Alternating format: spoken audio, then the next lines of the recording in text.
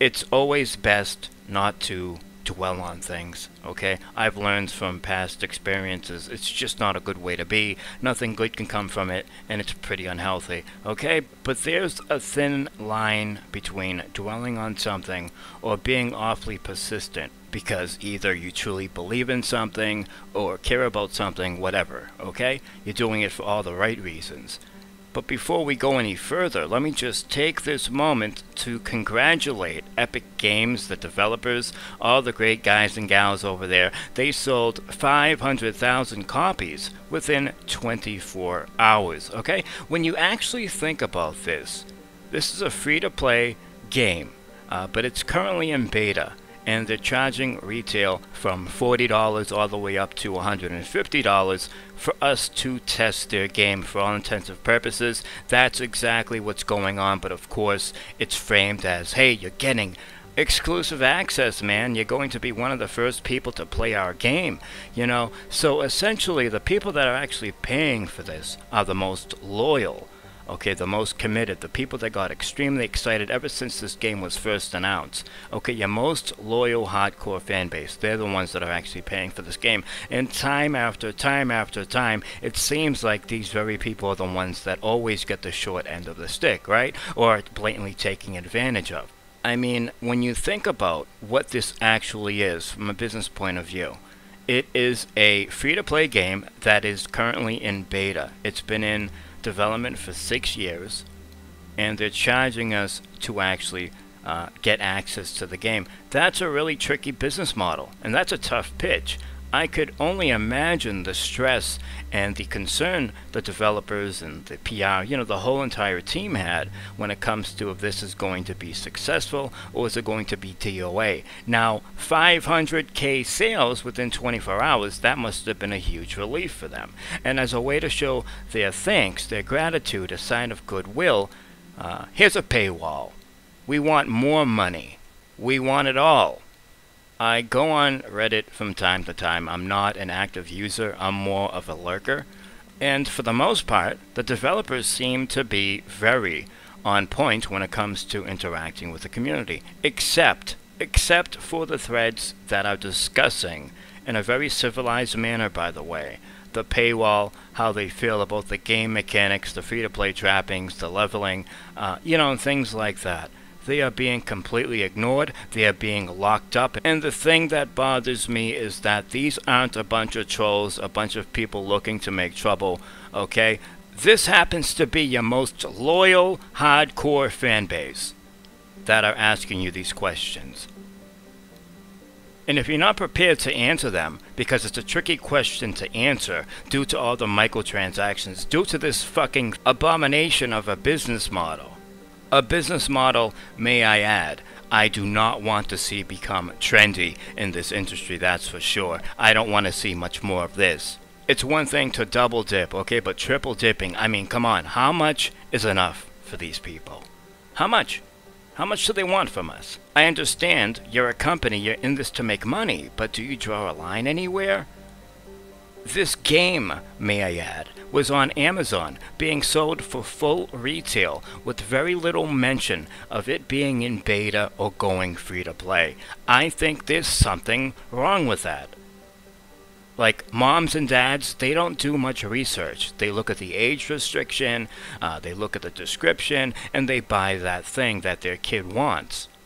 And some of these people that may have bought it from Amazon or maybe did not do much research, and I get it, it's their fault, so they should have done more research, but at the end of the day, this is being sold at retail. Okay, betas, free-to-play games are usually not sold in that fashion. You have to take in consideration, this is a different thing. This is a new thing, a thing that people aren't used to. So people are asking questions, what's going on? I've played many games before, and this kind of a game mechanic, the progression system, it's just not adding up, it's not making sense. And you're blatantly ignoring them. I also understand you have to be extremely particular as a business because you don't want to rattle that cage, and the cage I'm talking about are the microtransactions, okay? You want that thing to be firing on all cylinders, you want things to be running smoothly. You do not want to disrupt that whatsoever, but I'm going to give you a stern warning. Whether you like it or not, whether you address it or not, someone else will. someone that has much more influence than I do.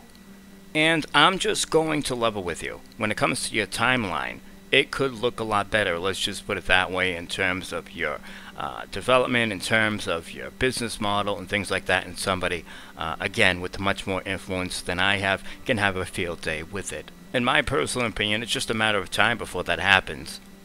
So my suggestion to you would be, if you want to negate all of that from happening, maybe just address it now, while you have control over the situation. Let people know you're aware, you're trying to balance things out, you're trying to figure things out. You know, it's really simple. You don't have to get into details, just address them.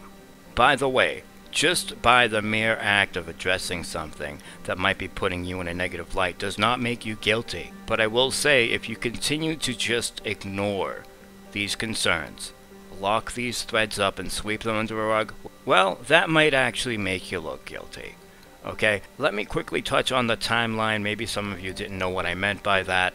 Here's a quick example. The developers do interviews over the years, okay? And those interviews, of course, end up having a home on the internet for all to see. One of the things that the developers touched on was admitting the tutorial was far from finished. This was during, I believe it was Giant Bomb. They were actually playing the game with the developer. And I believe, please don't quote me, it was Jeff Gershman or maybe Brad Shoemaker that actually said the tutorial seemed kind of lackluster. You know, the developer said, yes, we're well aware of that. It's like nowhere near finished. Now I get it. Maybe the tutorial is the last thing you put in the game because it's rather simplistic when compared to the rest of game development. But the issue here is this game is being sold. Okay, people are playing your game now. It's not like, okay, we're going to put this in later and then it's going to get shipped. No, it's shipping now. And then people might start to actually question your priorities when things like Twitch missions are actually in the game, but the tutorial is not complete yet. Of course, the Twitch is there, in my opinion, to do some free marketing for the game, to encourage people to stream the game. But they don't have time to put the tutorial in just yet. Here's the rumor that's going around. A lot of streamers are hesitant, especially if they're playing on console, to stream your game because it's been known to crash.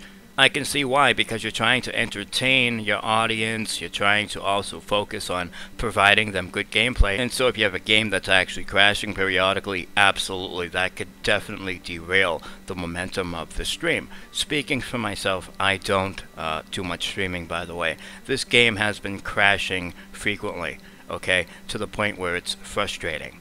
Because for me, again, speaking solely for myself, it tends to crash right before you get your rewards, your experience. And when you actually go and reboot the game and come back, you end up getting a loot box that is level 1, no matter what you actually deserved or earned through that play session. And that absolutely stinks. Some people say that you actually lose experience too. I'm not sure of that because I'm not writing things down and expecting the game to crash. It just happens, you know what I mean? And at that time I'm not like, okay, what was my exact experience? And then adding it up when I get back into the game, seeing if I lost anything. I mean, I could go back and review gameplay and things like that, but to me, you know what?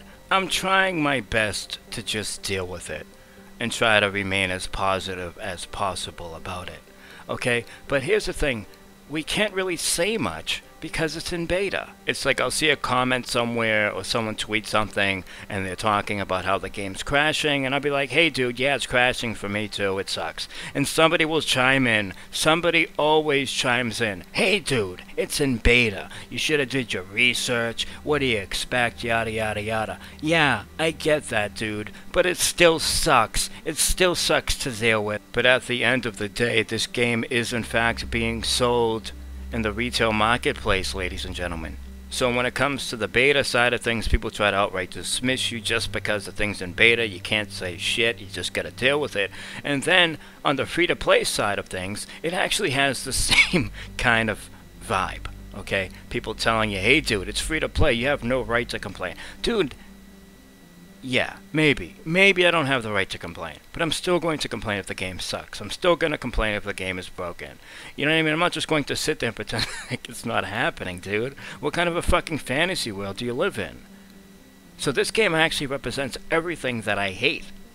I can name all the free-to-play games that I do like on one hand. Path of Exile is one of them, so I'm not a big fan of free-to-play business models or games. And I always thought it was absolutely gross how these companies can get away with charging you money to test their game.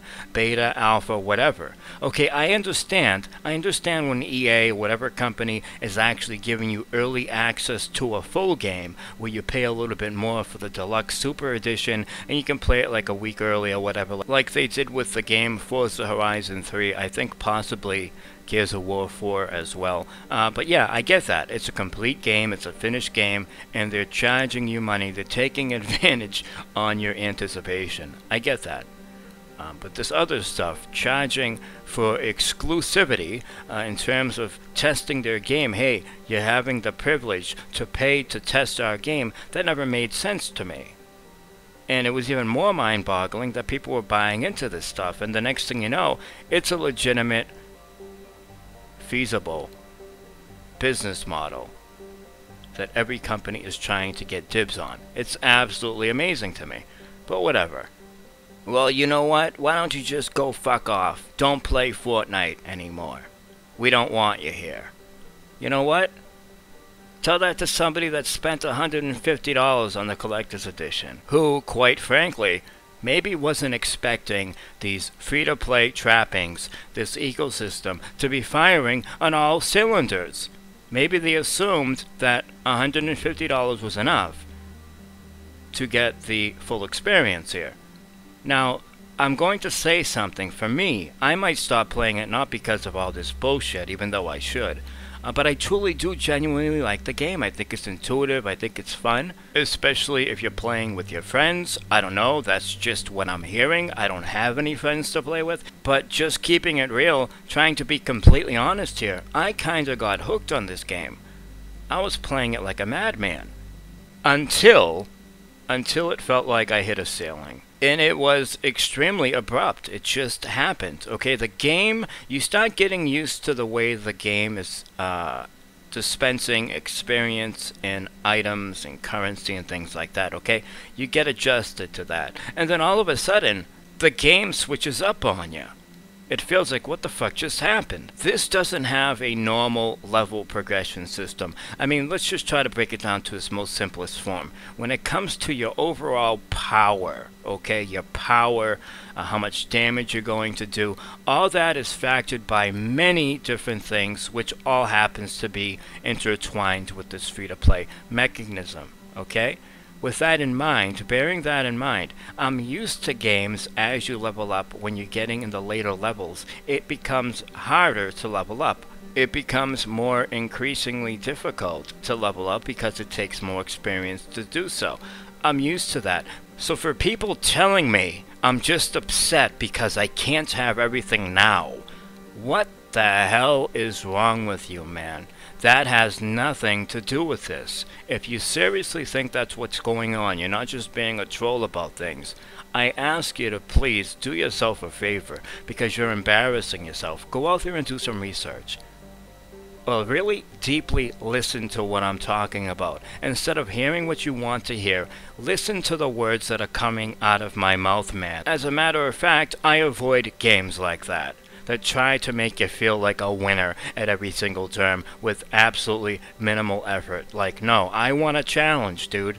I play games like Path of Exile, Diablo, Final Fantasy Realm Reborn. Well, it's been a while since I played that, but I'm looking for a good grind.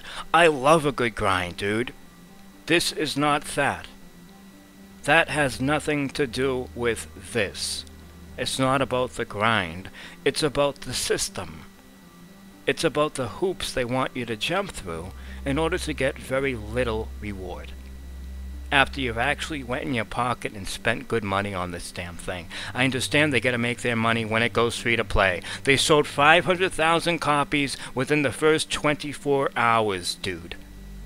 I think they can actually tone things down, take it down a notch when it comes to the free-to-play bullshit until it actually goes free-to-play. And I sincerely, from the bottom of my heart, I don't feel that's being unreasonable, man. I can understand if the developers or Epic decides to blacklist me and just ignore me from now to eternity because I'm not blatantly ignoring issues with their retail beta free-to-play but not free-to-play yet free-to-play game. But my own peers, dude? That's fucking sad, man.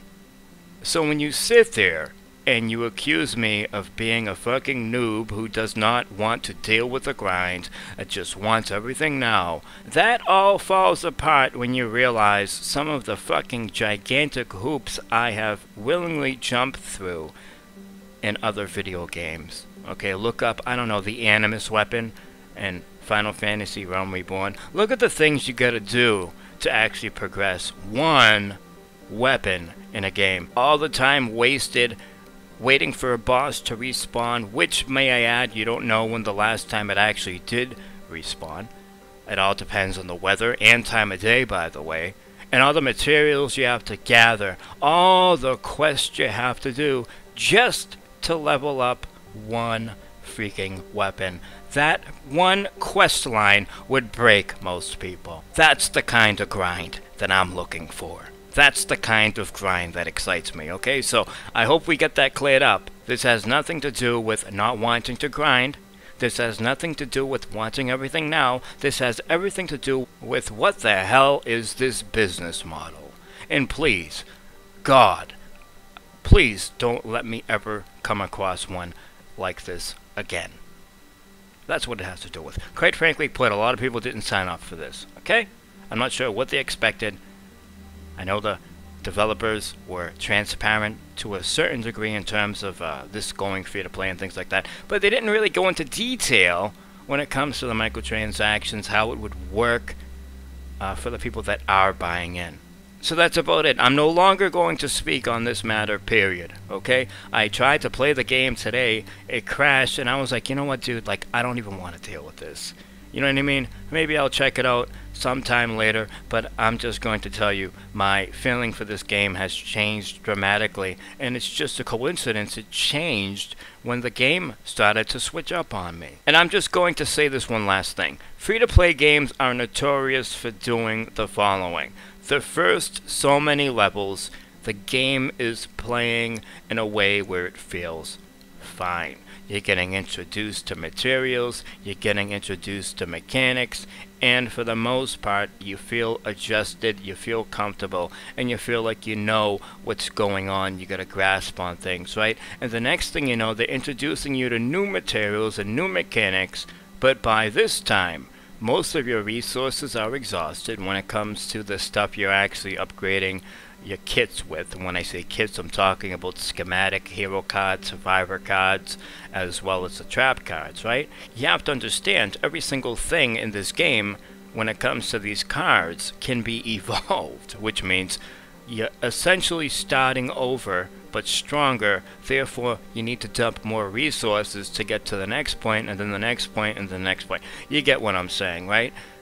The resources become dry when it comes to the currency it takes to acquire the things you actually need in this game. The things that you need in this game can't be found in the world. The things you find in the world, in the game's environment, are completely disposable, degradable, and they will eventually break sooner or later. That's just the way it is. And naturally, like most games, the experience bar around this point in time is starting to grow, meaning it's going to take more experience. Now you have to keep in mind, this does not use a conventional leveling system. Unlike many other games, it doesn't just solely depend on experience. Okay, the more experience you get, the more you're leveling up. It also depends on multiple factors, including leveling up, constantly leveling up other heroes that you're slotting into your hero, and then of course you have the survivors, and holy cow, there's quite a few of them, okay?